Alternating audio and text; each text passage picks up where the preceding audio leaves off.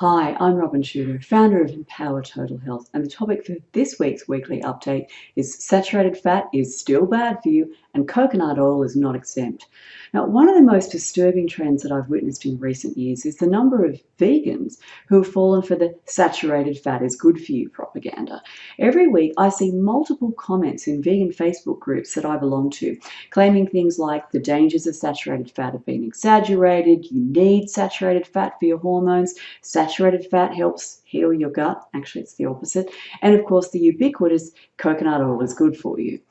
The message that the dangers of saturated fat have been overstated has been crafted and heavily promoted by the animal products industry, in particular the dairy industry.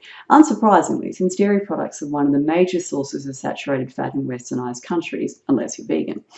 In November 2008, dairy industry representatives got together in Mexico City to develop strategies to, quote, neutralize the negative impact of milk fat by regulators and medical professionals. Their primary tactic was to recruit and fund researchers who were sympathetic to the dairy industry to produce studies on saturated fat that would paint it in a more favourable light, to present their findings at scientific conferences, and to issue public statements on the harmlessness of saturated fat. And it worked like a charm. Two of the products of this campaign, which have become known as the Siri Torino and Chowdhury meta-analyses, garnered worldwide media attention, although the flaws that were immediately identified in these studies and published somehow escaped that media attention. But these studies are now widely cited by paleo and ketogenic diet advocates and some vegans, inexplicably. For a detailed teardown of how flawed these meta-analyses are, the first of these, by the way, was, as its author statement divulges, supported by the National Dairy Council. Where you want to go is to plant positive. And in a series of very detailed videos, you'll see exactly how the researchers manipulated the data to reach conclusions that were favourable to saturated fat. What I want to focus on in this video, though, is the most recent presidential advisory that was issued by the American Heart Association and published in the journal Circulation. A team of experts, most of whom received absolutely no grant funding, speakers' fees, honoraria, or other financial support from either the food or pharmaceutical industries. And the team was led by the venerable Frank Sachs, the lead developer of the Dietary Approaches to Stop Hypertension, or DASH diet. And what they did was they combed through the published literature on saturated fat going right back to the 1950s. Laboratory studies, animal studies, epidemiological or population-based studies, clinical trials, systematic reviews, meta-analyses. They carefully analysed all of them, which resulted in a 25-page document with 139 references. And at the end of that, what did they conclude? Saturated fat is still without a doubt bad for your heart. Quote, taking into consideration the totality of the scientific evidence satisfying rigorous criteria for causality, we conclude strongly that lowering intake of saturated fat and replacing it with unsaturated fats, especially polyunsaturated fats, will lower the incidence of cardiovascular disease. And saturated fat's not just bad for your heart either.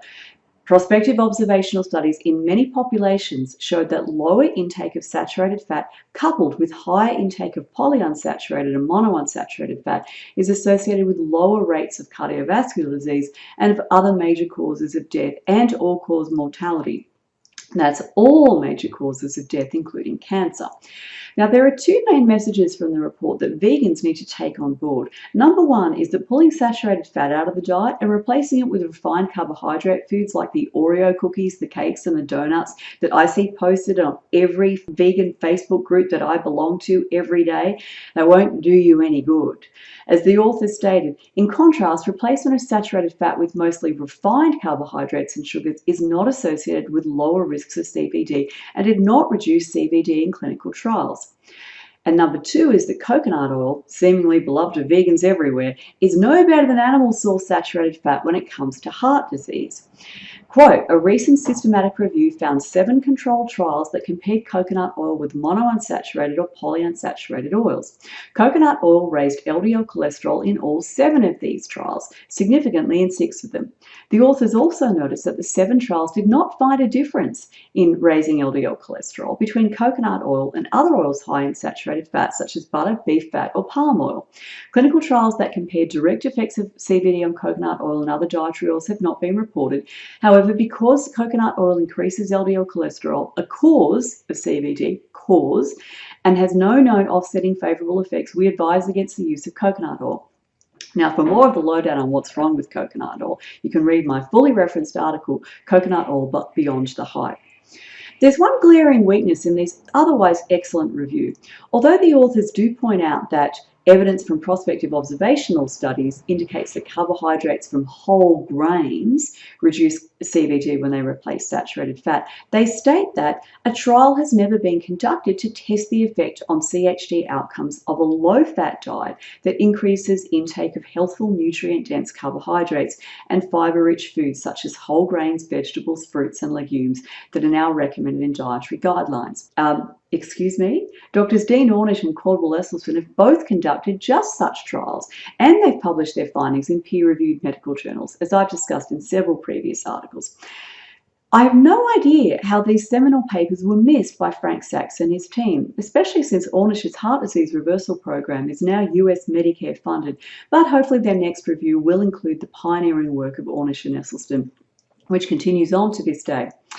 If you're confused about fat, or you don't know how to make your food taste good without it, don't worry, I've got you covered. My Empower Ed health and nutrition education program is packed with resources on how to implement a low-fat, whole food, plant-based way of eating. And the program includes video recordings of my full-day empowered eating seminar and my plant-powered oil-free cooking workshop, as well as Healthy Eating 101, which covers kitchen setup, meal planning and batch cooking, and 2 live webinars each month, an open Q&A session and an in-depth exploration of an important health topic. Your first month of membership is 100% free, so go ahead and register for your free trial month and get empowered to live your best life.